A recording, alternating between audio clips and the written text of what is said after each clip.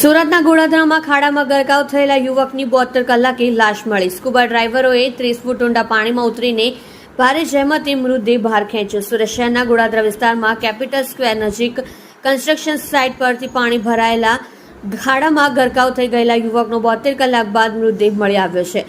ફાયરના જવાનોએ ભારે જહેમત બાદ યુવકની લાશને બહાર કાઢી છે। શું આ સમગ્ર મામલો ગોળાદરા વિસ્તારમાં રહેતો દીપેશ મિશ્રા ગત બુધવારના રોજ 1 વાગ્યાની આસપાસ વરસતા વરસાદ વચ્ચે છત્રી લઈને કેપિટલ સ્ક્વેર નજીક ફૂટપાથથી પસાર થઈ રહ્યો હતો। આ સમયે ત્યાં પાણી ભરાયેલું હતું, જ્યાં દીપેશના હાથમાંથી છટકી ગયેલી છત્રી લેવા તે નીચે નમ્યો અને ભરેલા પાણીમાં ખાડામાં ગરકાવ થઈ ગયો હતો। આ બાબતની જાણ થતાં પોલીસ અને ફાયર બ્રિગેડની ટીમે ઘટના સ્થળે પહોંચીને દીપેશની શોધખોળ હાથ ધરી હતી, પરંતુ કોઈ બાળ નથી મળી।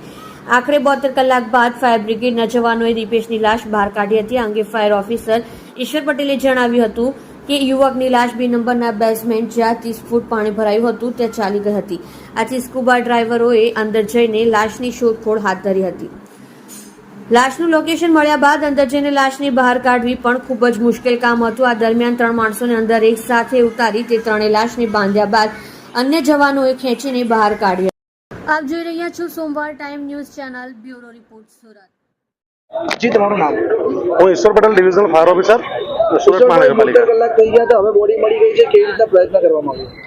એકચ્યુઅલી બોડી 2 નંબરનું જે બેઝમેન્ટ છે નીચે જ્યાં 30 ફૂટ પાણી છે, 30 ફૂટની અંદર બોડી ચાલી ગઈ હતી।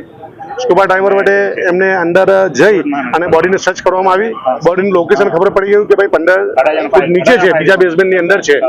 તો ત્યાં અંદર જઈને બોડી લોકેશન કર્યા પછી પણ બોડીને અંદરથી કાઢીને બહાર લાવવાની બહુ ક્રિટિકલ હતી, જેમાં 3 ડ્રાઈવર્સની મદદ લઈ એટલે ફાયર ડિપાર્ટમેન્ટના 2 માર્શલો અને એક કંપનીના માણસો 3 ડ્રાઈવર્સને સાથે અંદર એકી સાથે ઉતારી બોડીની ઉપર આખી જે છે લોકો 3 જણા તાકાત કરીને બોડીને સેફટી નીચેથી બહાર કાઢી અને બહારથી એ બોડીને બાંધી અને અન્ય જવાનો વડે ખેંચી અને બહાર કાઢવામાં આવી છે।